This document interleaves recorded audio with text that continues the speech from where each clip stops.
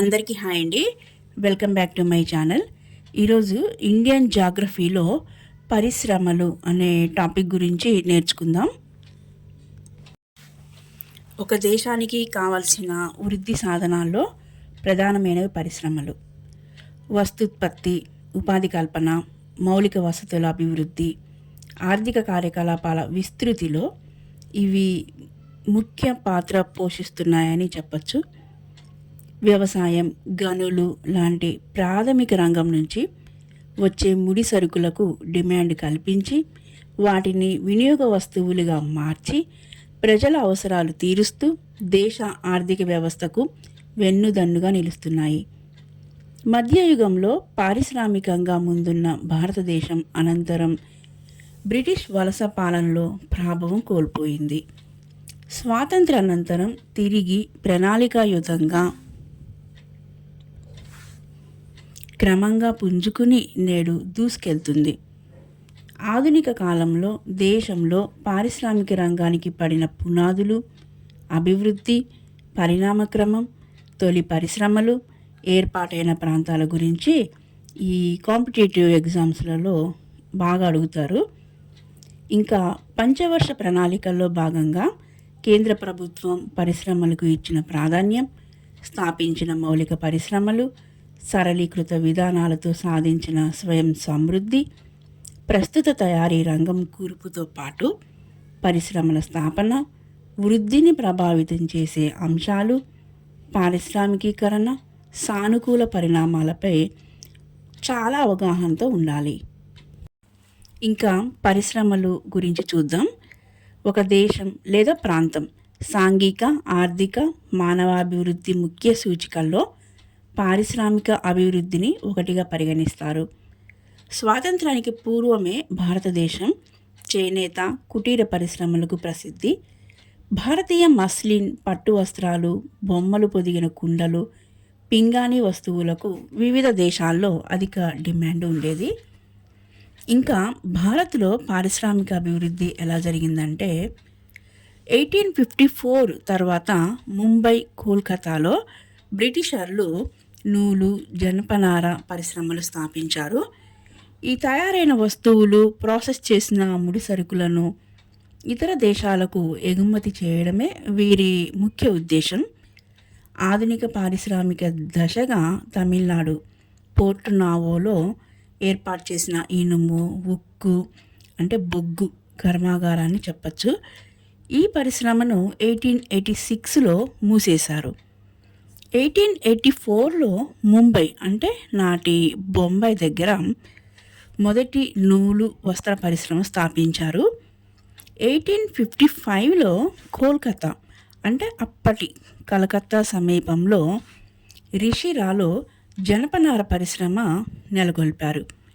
1870లో అమెరికాలో అంతర్యుద్ధం కారణంగా మన దేశంలో నూలు పరిశ్రమ విస్తరించింది. ఆ సమయంలో నూలు వస్త్ర పరిశ్రమల సంఖ్య 275కి పెరిగింది. కానీ జనపనార పరిశ్రమ అభివృద్ధి అంతగా జరగలేదు. దేశంలో మొదటి ఇనుము, ఉక్కు కర్మాగారాన్ని 1874లో బెంగాల్ ఐరన్ వర్క్స్ లిమిటెడ్ ప్రారంభించింది. అయితే ఇది 1881లో మూతపడింది. ఆ తర్వాత 1908లో జంషెడ్పూర్లో ఉక్కు కర్మాగారం స్థాపించడంతో నిజమైన అంటే నిరంతరాయ ఇనుము, ఉక్కు పరిశ్రమ మొదలైంది. మొదటి పేపర్ మిల్లు కోల్కతాలోని బల్లిగంజ్ సర్క్యులర్ రోడ్లో 1870లో ప్రారంభమైంది. ఉన్ని పరిశ్రమలు బెంగళూరు అంటే కర్ణాటకలో 1886లో, ధరివాల్ ఇది పంజాబ్లో 1881లో, కాన్పూర్ ఇది ఉత్తరప్రదేశ్లో 1876లో స్థాపించారు. మొదటి ప్రపంచ యుద్ధం తర్వాత దేశం పత్తి, ఉన్ని, మద్యం సరఫరాదారుగా మారడంతో భారత పరిశ్రమలకు గిరాకీ, ప్రోత్సాహం లభించాయి. నాటి ప్రభుత్వం కొన్ని పరిశ్రమలకు రక్షణ కల్పించింది. స్వాతంత్రం తర్వాత భారత ప్రభుత్వం అభివృద్ధి కోసం పంచవర్ష ప్రణాళికలను ప్రవేశపెట్టింది. అందులో పారిశ్రామిక ప్రగతికి ప్రాధాన్యం ఇచ్చింది. మొదటి పంచవర్ష ప్రణాళిక ఇది 1951 టు 56 వరకు. ఈ సమయంలో ఆహార భద్రత దృష్ట్యా వ్యవసాయానికి అధిక ప్రాధాన్యం ఇస్తూ అప్పటికే దేశంలో ఉన్న పరిశ్రమల అభివృద్ధికి తోడ్పాటు అందించాలని నిర్ణయించారు.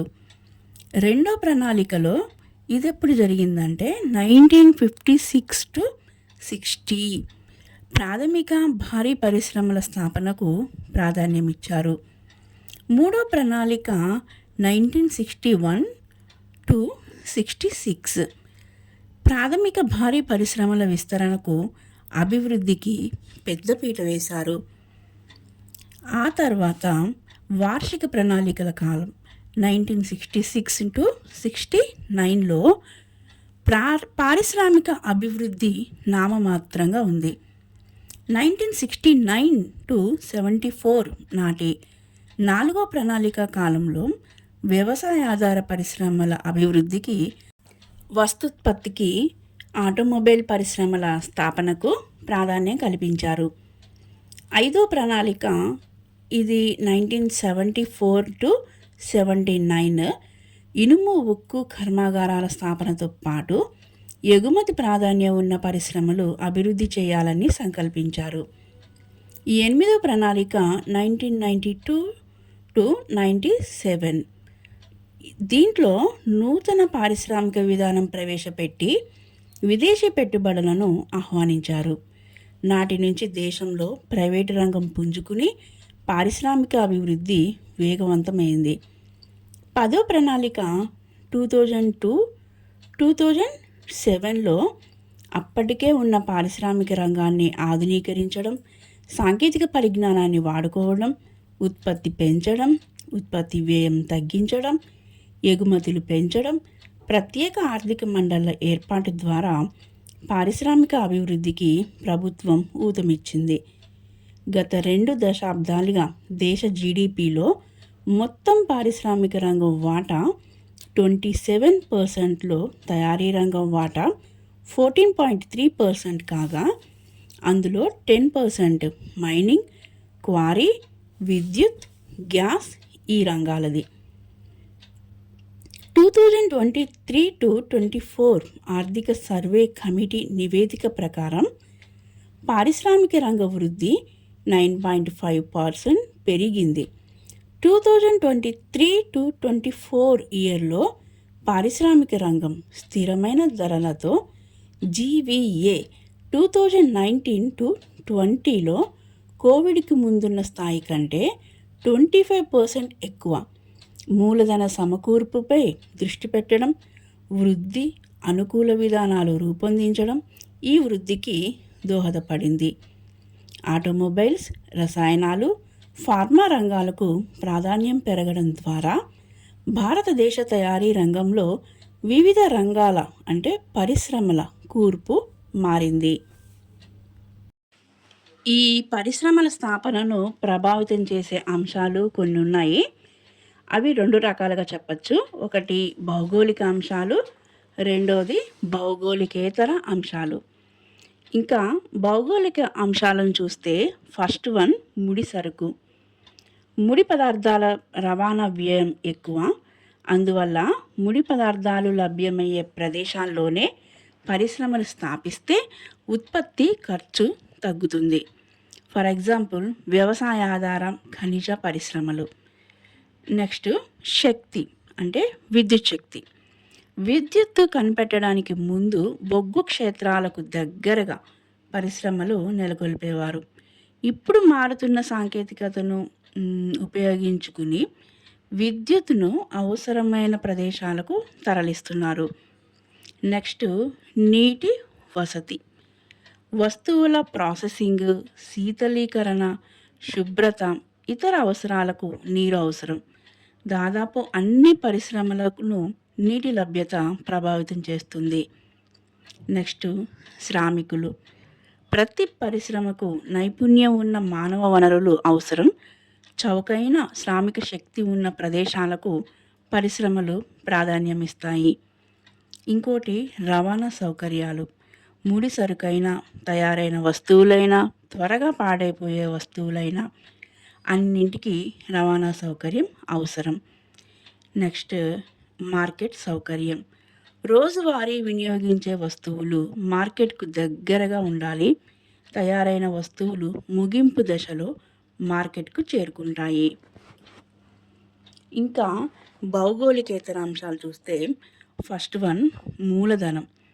పరిశ్రమల స్థాపనకు దాని పరిమాణం, ఉత్పత్తి, సాంకేతికత ఆధారంగా మూలధనం అవసరం. ముంబై, దాని చుట్టుపక్కల వస్త్ర పరిశ్రమల స్థాపనకు ప్రారంభంలో ధనికులు సహాయం అందించారు. నెక్స్ట్ ప్రభుత్వ పాలసీలు. ప్రాంతీయ అసమానతలు తగ్గించడానికి, కాలుష్య నియంత్రణకు పాటించే విధానాలు, భూ కేటాయింపులు, సబ్సిడీలు, ప్రోత్సాహకాలు లాంటివి పరిశ్రమలను ప్రభావితం చేస్తాయి. నెక్స్ట్ ఇండస్ట్రియల్ ఇంటీరియా, తెలుగులో పారిశ్రామిక జడత్వం. మారుతున్న ఆర్థిక పరిస్థితుల్లో సౌకర్యాలు తరలించకుండా తప్పించుకునే పరిశ్రమల ధోరణి. నెక్స్ట్ సమర్థ నిర్వహణ వ్యవస్థ. పరిశ్రమలకు సమ్మెలు, లాకౌట్లు, ఇబ్బందులు రాకుండా నిర్వహించగలిగే నిర్వహణ వ్యవస్థ అవసరం. నెక్స్ట్ బ్యాంకింగ్ సేవలు. పరిశ్రమలు ముడి సరుకు కొనడానికి, శ్రామికుల వేతనాలకు, అమ్మకాల వల్ల వచ్చే మూలధన నిర్వహణకు బ్యాంకింగ్ సేవలు దోహదపడతాయి. లాస్ట్ వన్ బీమా సౌకర్యాలు. ఆధునిక యుగంలో ప్రతి పరిశ్రమ బీమా సౌకర్యం తప్పనిసరి చేసుకుంది. విన్నారు కదా పరిశ్రమల గురించి. నెక్స్ట్ ఇంకొక టాపిక్తో మళ్ళీ కలుద్దాం. నా వీడియో మీకు నచ్చినట్లయితే please like, share and subscribe my channel. మరిన్ని వీడియోస్తో మళ్ళీ కలుద్దాం. Thank you for watching.